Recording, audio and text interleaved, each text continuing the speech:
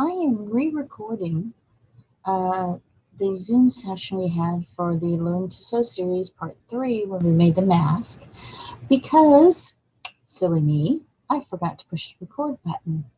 So it's just going to be me recreating our Zoom tutorial session. So today we're going to be making a mask, and I'll show you one. We're going to be making what's called a 3D mask,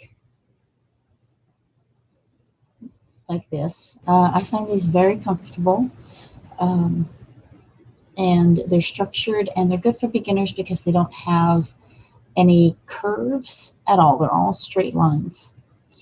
So you're going to need fabric, and we're going to be using this pattern, and we're going to be basing our sewing tutorial off of this tutorial. We're going to be changing it slightly, but this is from Eigen Crafts. That's EIGEN CRAFTS, all one word. And this is her octagon mask instructions. And this includes patterns for a small, medium, and large masks. So I'm going to be doing the adult medium mask today. And her instructions call for 2 layers of fabric. Now these masks are not medical grade. These are just regular cloth masks. So they don't have the medical grade material, but I'm using 3 layers of fabric. The instructions, that if you download that, if you do a internet search and download these, it calls for 2 layers, but there is also instructions on how to put a filter pocket in so that you can actually add another actual medical mask filtration layer if you choose. Now her instructions also call for making out of fabric a little channel to put the nose wire in to shape it around your nose. I actually find that a little bit too much. I don't like doing that step, so I use a 5.5 inch piece of grosgrain ribbon. Now I don't know if you can see what grosgrain looks like, but it's got like a kind of a rib texture, and it's nice, sturdy. Hear that? It's not a thin ribbon. It's a good sturdy ribbon, but it's not really stiff. So I like to use those for the channel to put the nose wire in. What I use for the nose wire, this is actually basically twist ties, plastic coated twist ties. Don't use the paper coated ones because when you put them in the channel, they'll rub off. The paper will start to rub. These are actually, I buy these spools of the twist tie material, the thin twist tie material. They sell it at the garden store for tying back your plants and your tomatoes, you know. And I, since they're thin, I twist 2 of them together, and then I curl the ends under with a pair of pliers so that the wire is not pokey. It's covered, and I flatten it. And then this is about, let me measure this. This is about 4 inches long after the ends are curved up.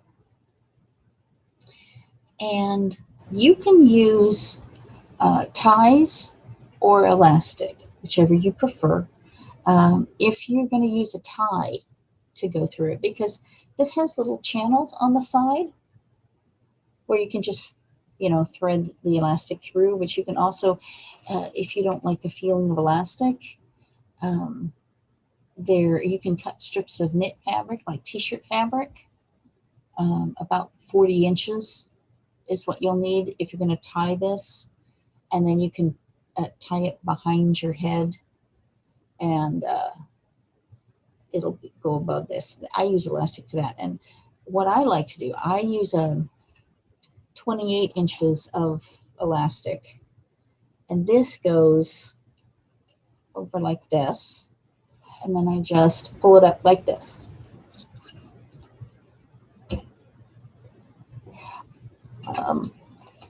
Obviously, it works better without the headphones.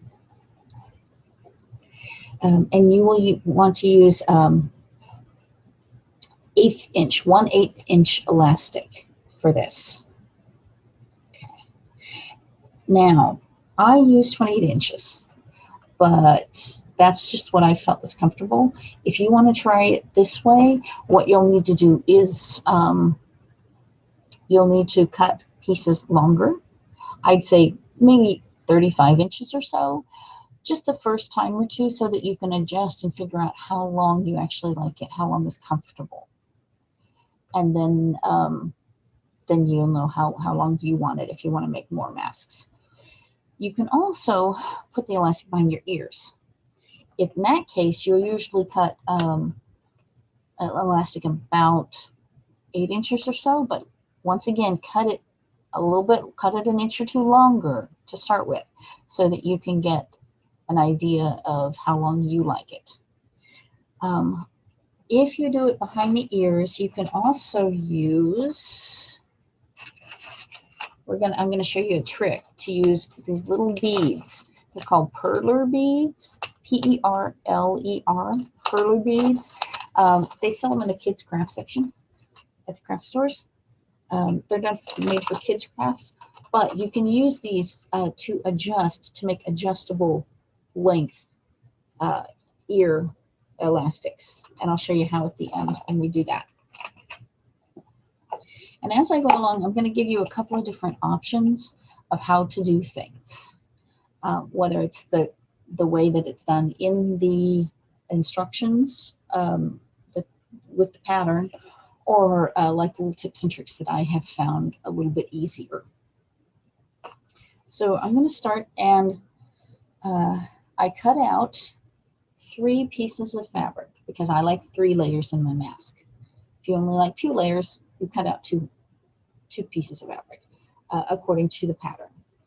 Now the pattern she's got for the large masks, it doesn't have the top and bottom are the same length, but for the medium and small masks, there is a top and a bottom that have different lengths. So you'll need to keep an eye on where's the top and where's the bottom. So I'm going to switch to my ironing board, and for my fabrics, you're going to take the fabric that you want to be, let me adjust this.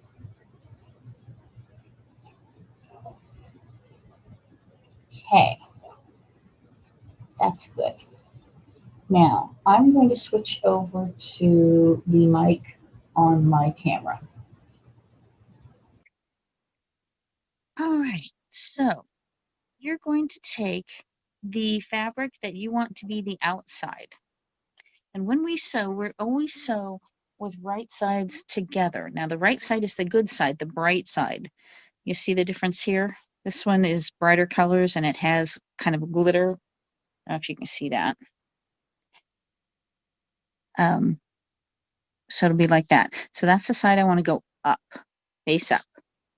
Now you'll take the fabric that you want to be the inside. And if you're using the same fabric for inside and outside, that's fine.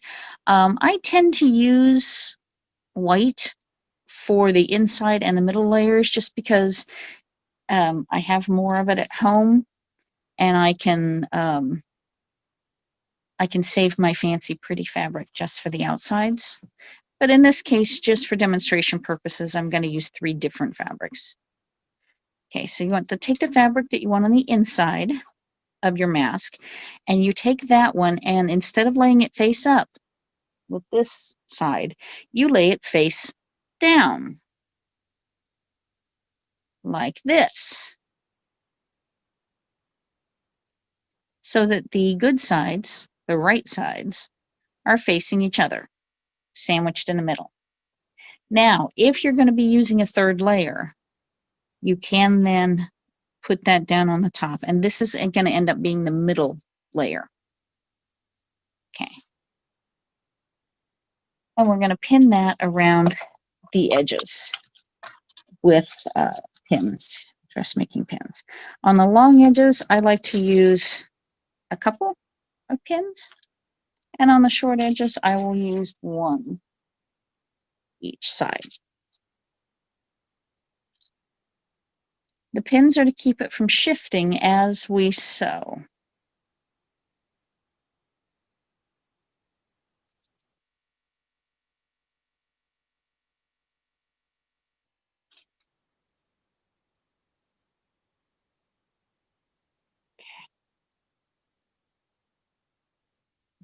Okay. Now I'm actually going to take one of the pins out of the end side. And that side we're going to leave open. I'm not going to sew this side, because when you want to turn things inside out, you have to leave some sort of opening so that you can turn it inside out.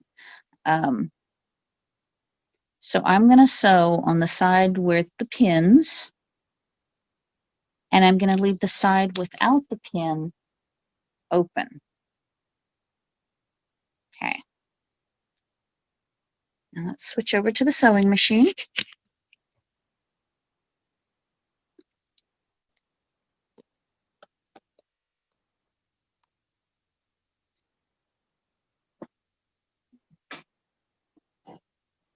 Now when we position the fabric under our presser foot, the directions in this pattern call for 1/2 inch. And if you want to do that, you will line the edge of your fabric up with the little notch line on your foot plate. There's lines with numbers. You line it up, the fabric up with the one that says 4/8 or 4, or if it doesn't have a line, the one to the left of the one that says 5.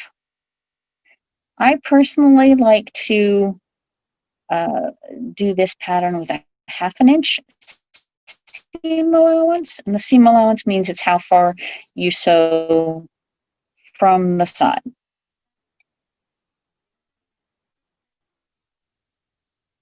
Frozen, there we go. So seam allowance is how far you sew from the edge of the fabric. I like to do about 1/2 inch or 1/4 inch on this pattern, but that's strictly up to you. I just like it to be slightly bigger. And I'm going to put my presser foot down using a little. My video appears to keep freezing. Sorry about that. There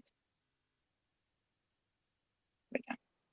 So I've put the presser foot down, and my my fabric is positioned so that the needle is on the edge of the fabric, but is just inside the edge of the fabric. You don't want your needle to catch just the edge when you first start, because otherwise it will catch the edge and draw it kind of down inside. So now I'm going to, with my foot pedal on the floor, I'm going to start sewing. Turn on my machine. So I'm going to sew a couple of stitches.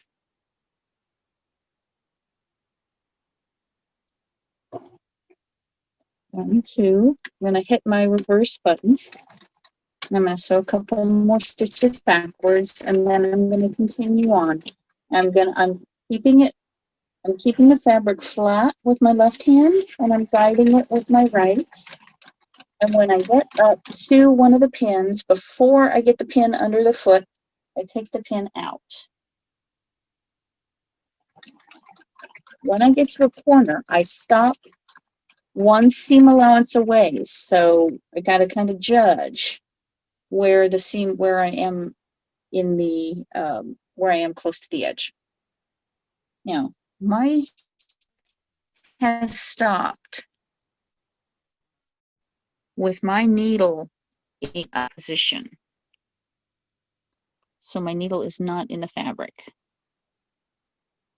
Okay, so I need to get the needle in the fabric. So I will turn the knob on the side of my sewing machine.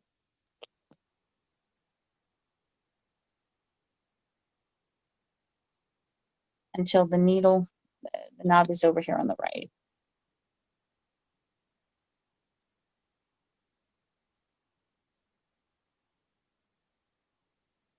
And I will turn the, excuse me, I will turn the knob until the needle goes down into the fabric.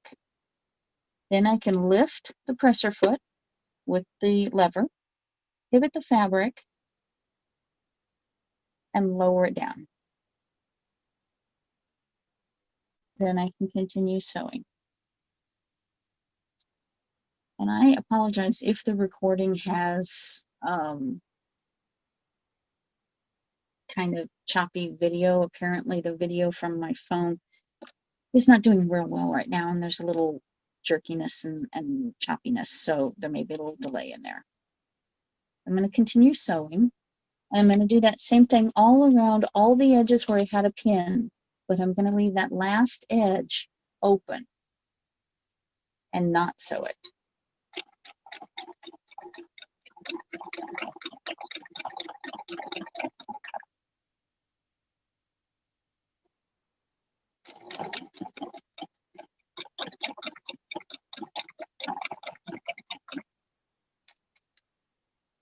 When you get close to the corner, you might want to slow down a little bit. And if you need to take just one stitch, you can actually turn the little knob to just take one stitch manually.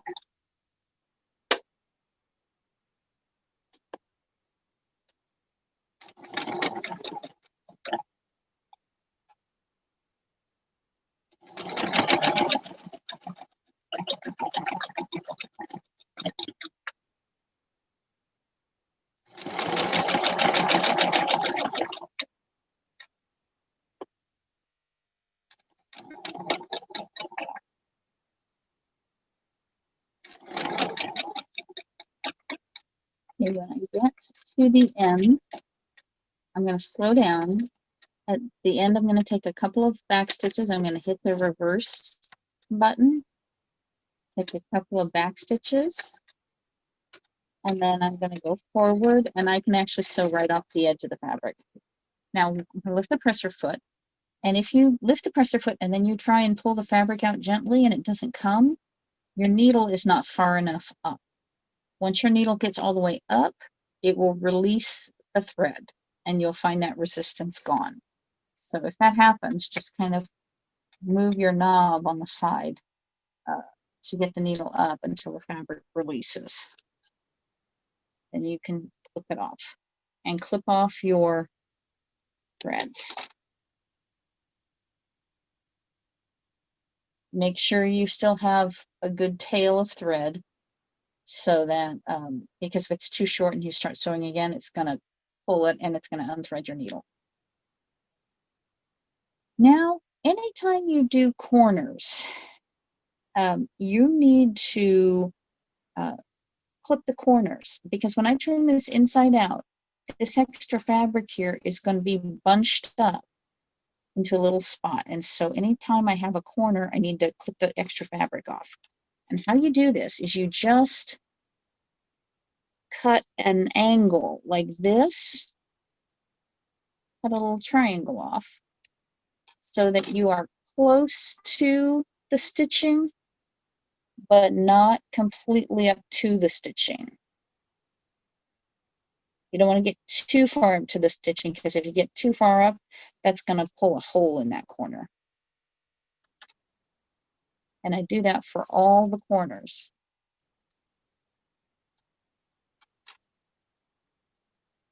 And by the way, I'm using contrasting thread so that you can see it on the video.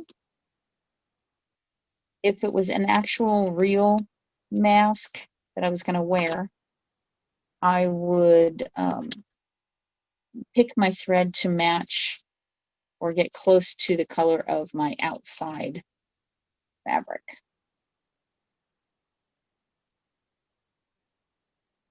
Okay. And I'm going to take those little pieces I cut off and throw them away. Now we're going to go over to the ironing board.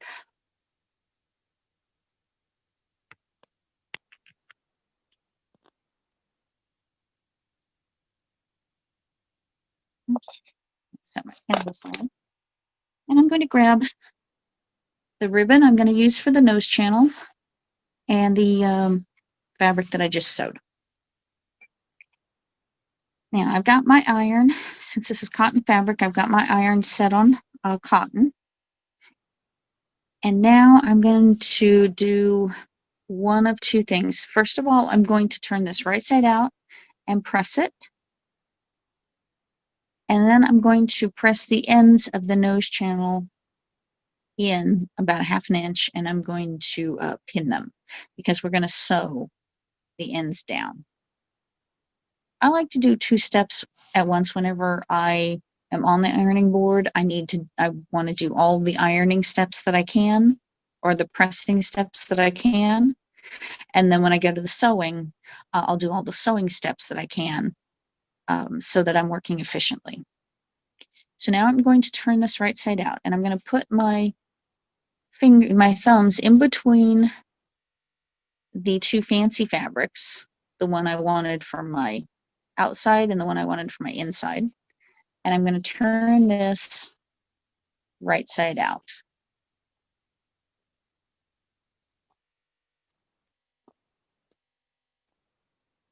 And I'm going to get it as pulled out and flat as I can with my fingers.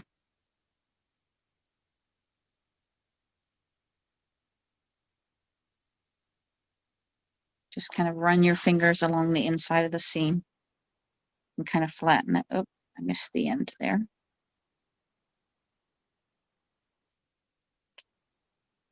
Now, to get an extra sharp corners, you want to stick something up in there to poke out the corners. Now, if you have a rounded tip on your scissors like this, you can do it with that. If you have a pointy tipped scissors, don't use those. You'll poke through the corners. You can also take this as a paintbrush. Just take something. You can take a skewer or pencil, something. Just run it up inside there and kind of run it along the seam and make sure all the edges and the corners especially are poked out. Now we're going to iron. We're going to press this. Now ironing is to get wrinkles out, and you go like this with the iron. Pressing is actually to, oh wait, my iron isn't hot. Hold on a second. Okay, that's better. I forgot to plug it in. They work better if you plug them in. Who knew? Okay, so we're going to just kind of press down the edges, not going back and forth and back and forth. You don't want to shift the layers of fabric. You just want to kind of press and maybe move it a little bit gently. Okay. that's done with that. Let it cool for a second. If you've been working with a lot of steam on your iron, don't immediately touch your fabric because the fabric will be hot. Okay, so now I've got the edge that I didn't sew, that I used to turn this right side out. Now I'm going to have to tuck my the ends in about the same distance as I did my seam allowances. Just kind of, like you do, like you're doing a cuff on your sleeve, but inside instead of roll it up outside. And I kind of push that with my fingers. They call that finger pressing, so that it stays down until I can get my iron over here. And I'm going to press that. Okay, now I'm going to pin that.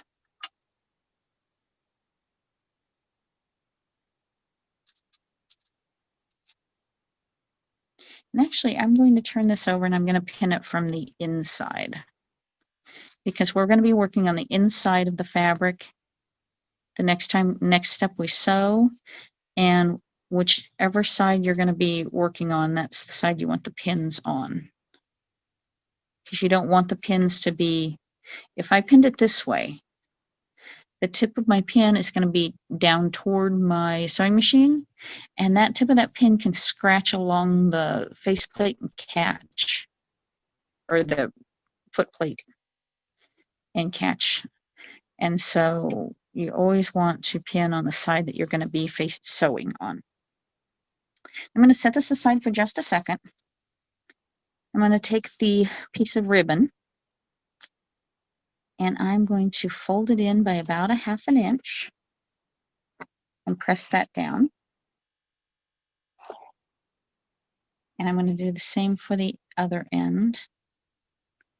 And I'm going to press that down.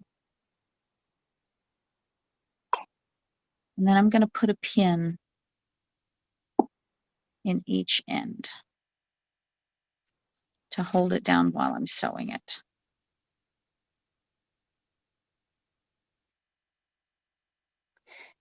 Now I'm going to run a seam, not up at the edge here. I'm going to run a seam about halfway down like this to catch this end and hold it flat. We'll switch back over to the sewing machine.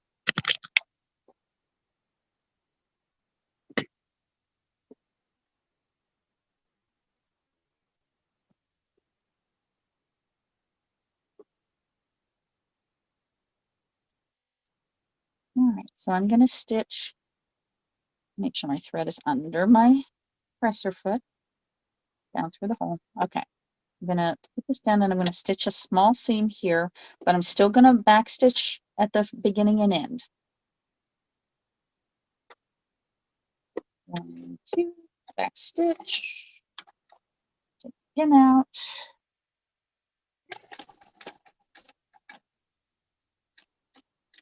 stitch,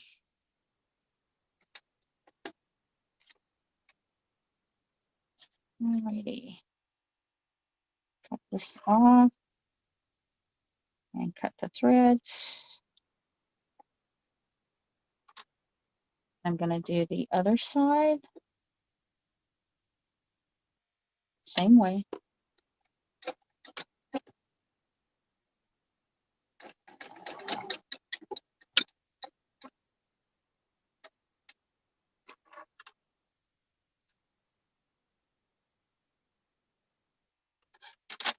All right, so that's what I'm going to be using for the nose channel.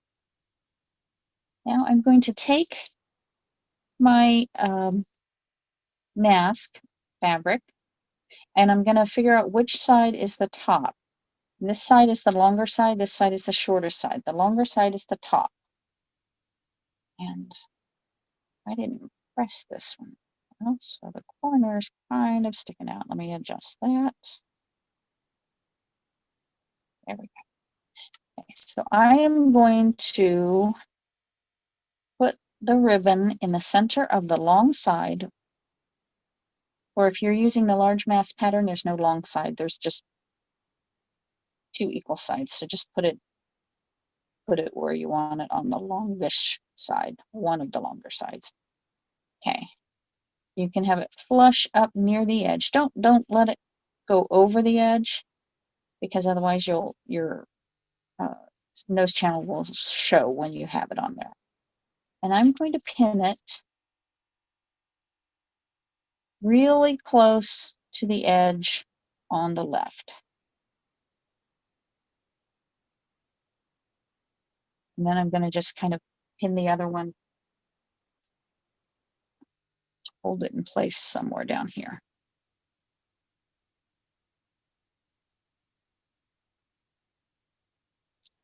Now I'm going to pick a side and I'm going to start sewing, or pick a corner and start sewing. And I'm going to go all the way around, and I'm going to go 1/8 inch from the edge. This is called top stitching, or as close to the edge as you can get without going over, if you're good. If you have a presser foot like this, get something to point with, where it has this little T-shape, the edge of that opening to line the edge of my fabric up. I'm going to guide it so that the edge of the fabric goes right here, and so the needle is in the middle, and I'll be stitching 1/8 inch from the edge.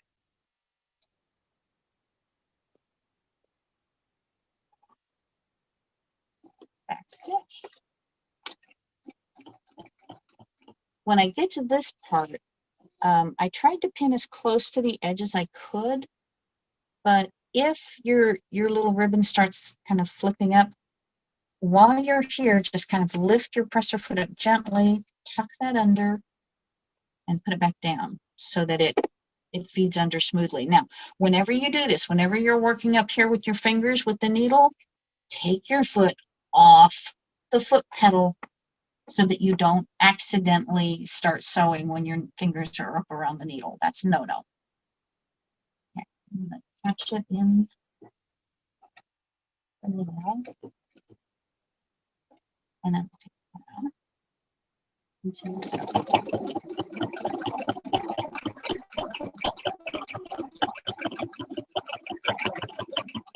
Now this is going to have multiple layers. Masks have multiple layers of fabric. And if you have trouble sewing through multiple layers of fabric, you'll want to give a little more firm pressure with your left hand to kind of not pull it through, just kind of giving it a little extra kind of tug, just to make sure it,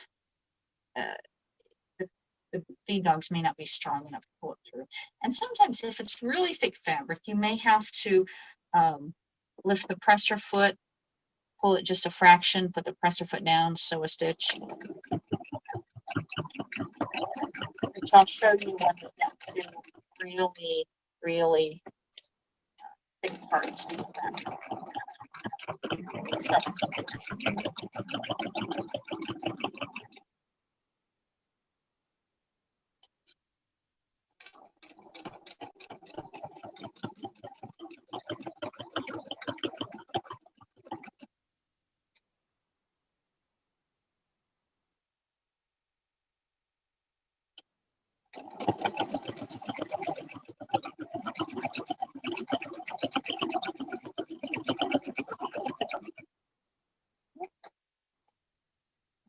too far.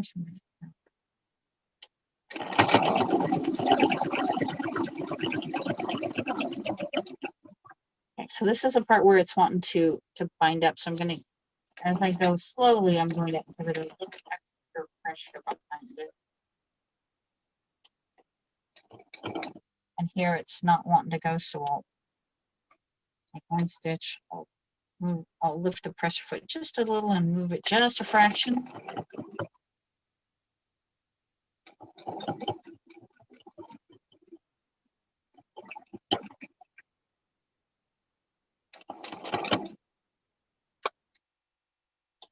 You don't want to tug or pull too firmly on your fabric. because if you do that, especially when the needle is in it. So now I'm going to take a couple stitches backward. And now I'm going to my threads.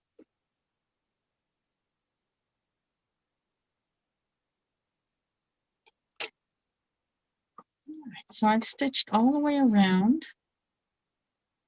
That gives the edges structure and holds the two the three layers together nicely. But now we're going to have to sew the bottom of the ribbon down because the bottom of the ribbon it's just a flap right now. So you have two options. You can either start at the edge and sew straight across all the way, or you can just sew the bottom of the ribbon. I'm just going to sew the bottom of the ribbon.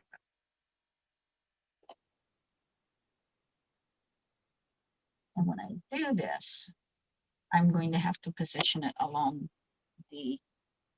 where I positioned along the right side of this opening. Now I have to position it along the edge, this side edge of the opening. I'm going to try and get the edge of the ribbon to be exactly along the edge of that opening, just to help me guide it.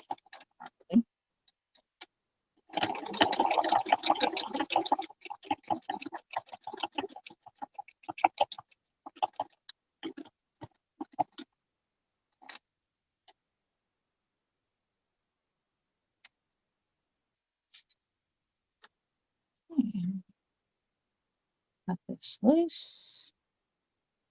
Cut the threads at the first side. All right. Now we're going to go back to the ironing board.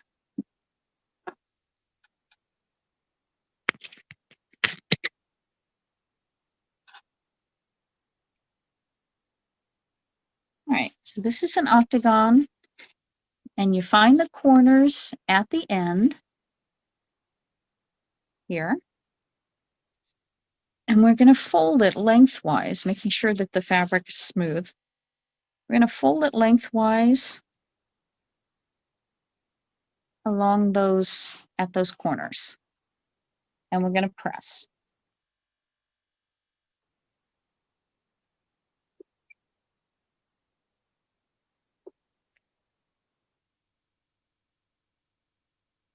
And I'm going to put a couple of pins in here. And what we're going to do is we're going to top stitch right along that edge, or just like we did on this edge, 1/8 inch from the edge. We're going to do that along that folded edge. I'm going to do that for both sides.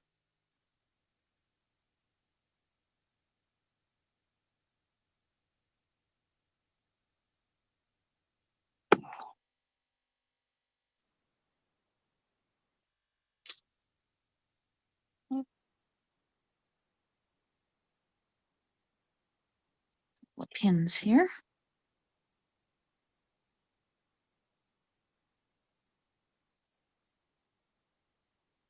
All right, back to the sewing machine.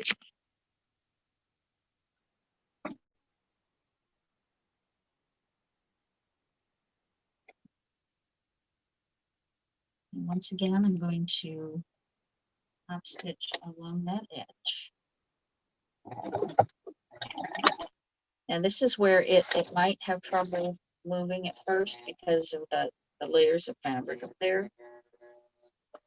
And if you hear that sound, if your machine does that sound and the needle's not going, just reach up to the knob up on the side, give it a little, and it's like a little jump start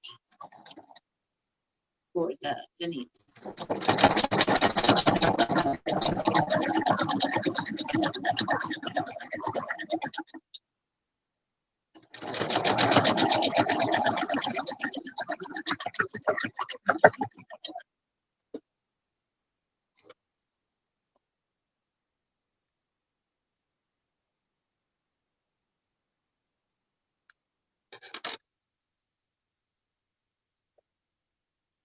Now, if you're doing these masks for a lot of people, if you're doing them for your whole family, you can actually do them in assembly line style. So do all of one step of the mask, all of the masks, and so that you're not wasting effort going back and forth. And if you're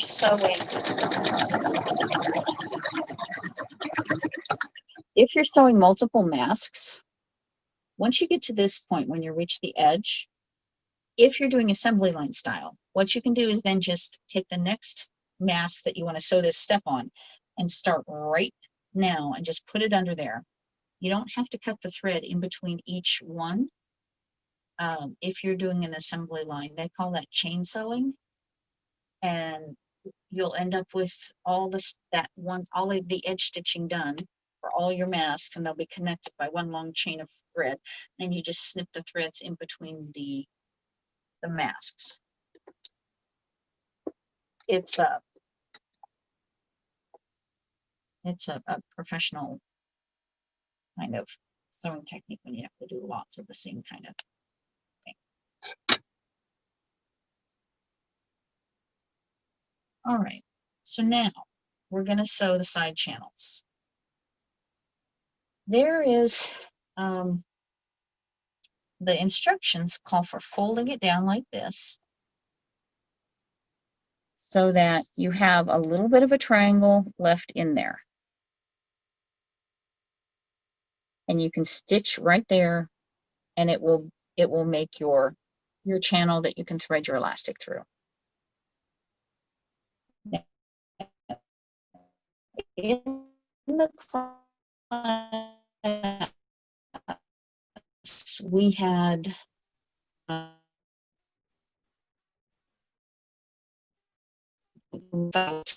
there a safety pin, and so if you think it might be a little too small, I'll show you what.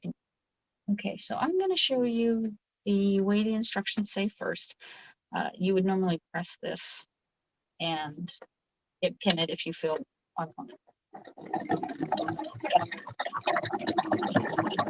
And you're going to sew right along that seam that I just sewed.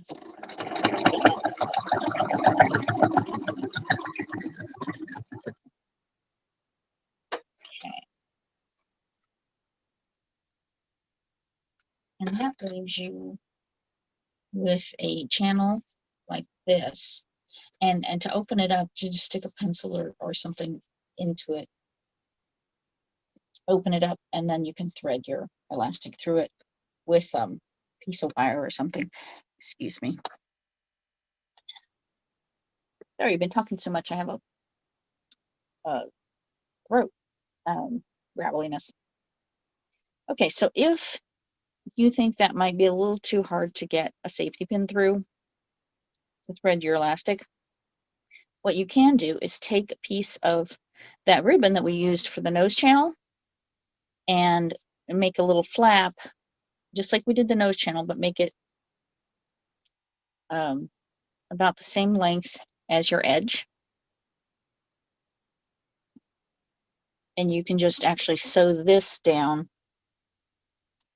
on both sides.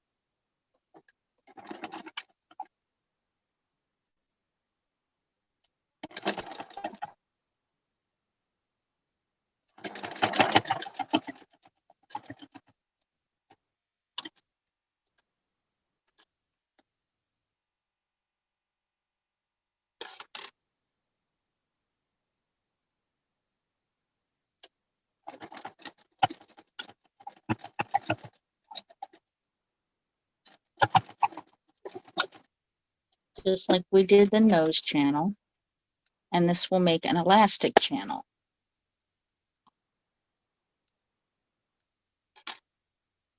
That is a little bit wider than the one on the if you just folded it over. So you see, And that's what it looks, the difference looks like from the outside. On the outside, you just have one line, and on the inside, on the other side, you have two lines. This is strictly a matter of personal preference. This one's a little stiffer, but I mean, they both work. It's strictly up to you how you want to do this. This one leaves a little bit extra room in here.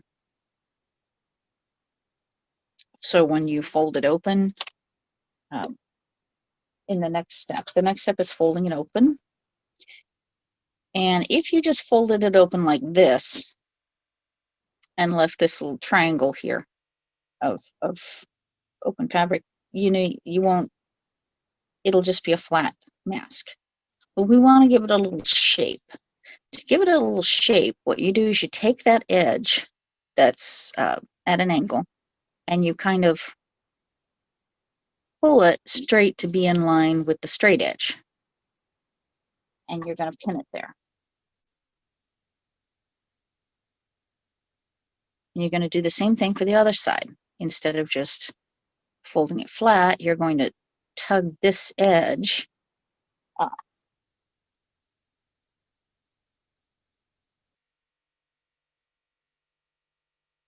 Now, if you've just folded this over, you probably will be able to touch the edge of the angle to the edge of the straight edge. If you've done this way, you might not actually get it all the way because you want to fold it no more than these edges here should be about even. Or this corner shouldn't go off the edge of the fabric.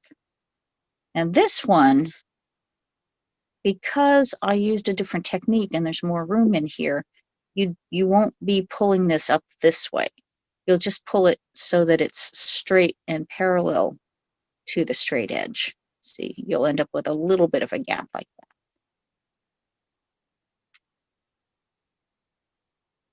And now we're going to do the same for the other side. Just going to tug it so that the corner, as much as we can, is up, and then it's parallel to the straight line.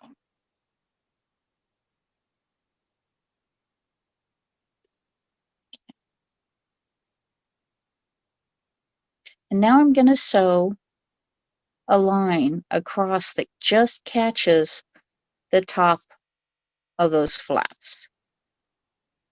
So I'm going to sew that line here. Yep.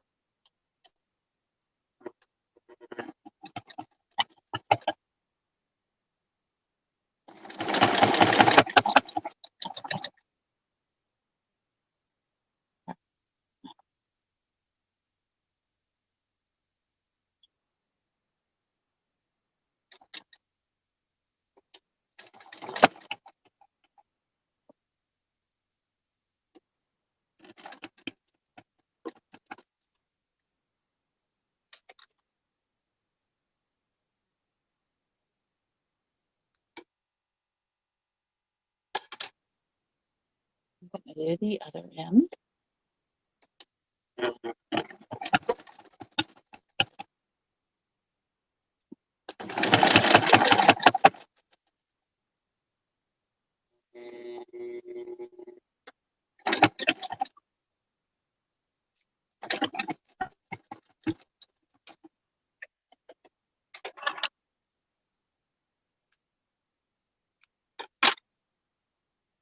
All right. So by tugging the ends, those angled ends up to be parallel to the straight line, what we've done is we've kind of formed an open kind of pocket taco shape kind of thing. And it's now brought the top front into a curved position. This is to help it curve nicely around your face. And then you take your wire, whatever you're choosing to use as a nose wire, and just slide it in there so it's centered.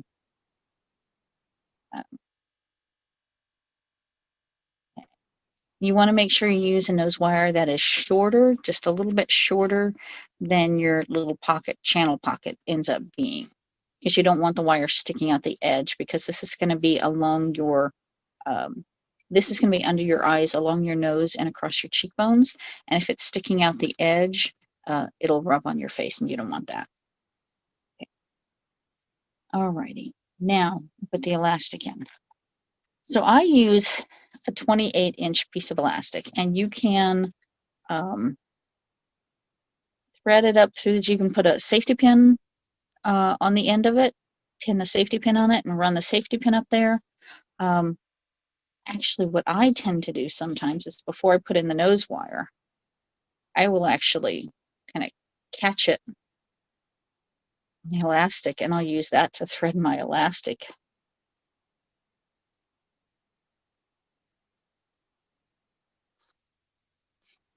That. If I'm doing the kind that goes around the neck and up and over, I would go up one side, make sure that the nose pocket is on the top. I would go up the right side, over and down the left side, and then tie them at the end. Now, if I'm going to want something that's going to be over the ears, I'm going to use a smaller piece of elastic, and I'm going to use one for each side.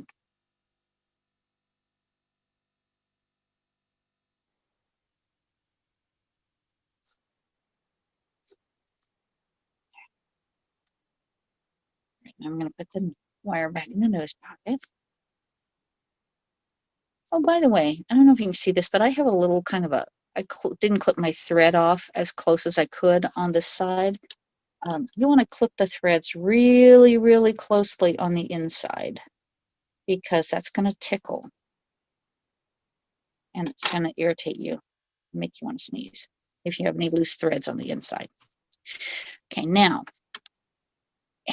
if I know what length of elastic I need, I could just like tie a knot in the end and I'd be done. If I don't know, I have a little trick to make it adjustable. I'll want to cut the ends at an angle so they have kind of a point on the ends. And I'm going to take one of my perler beads.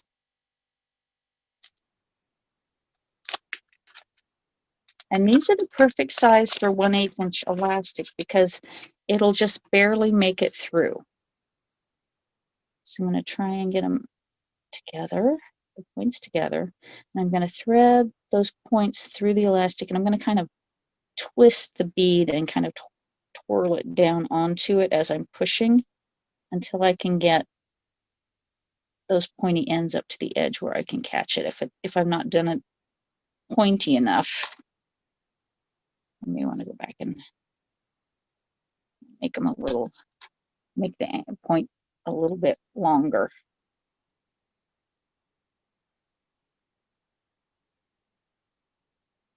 There we go.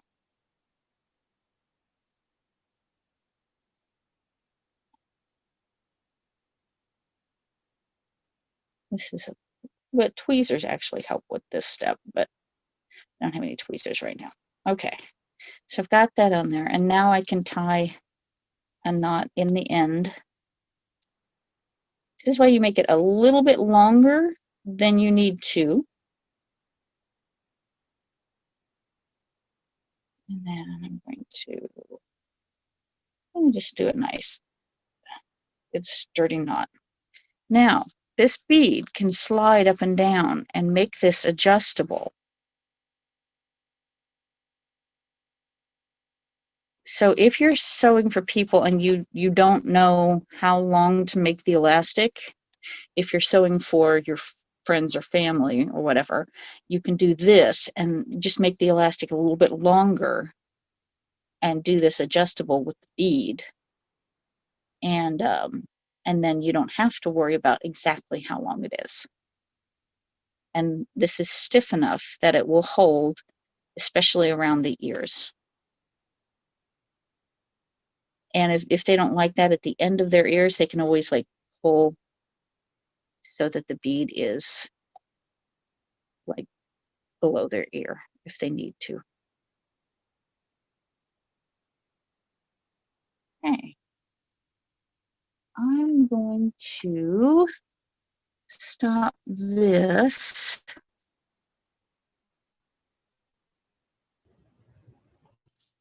Let me put back my headphones. Okay.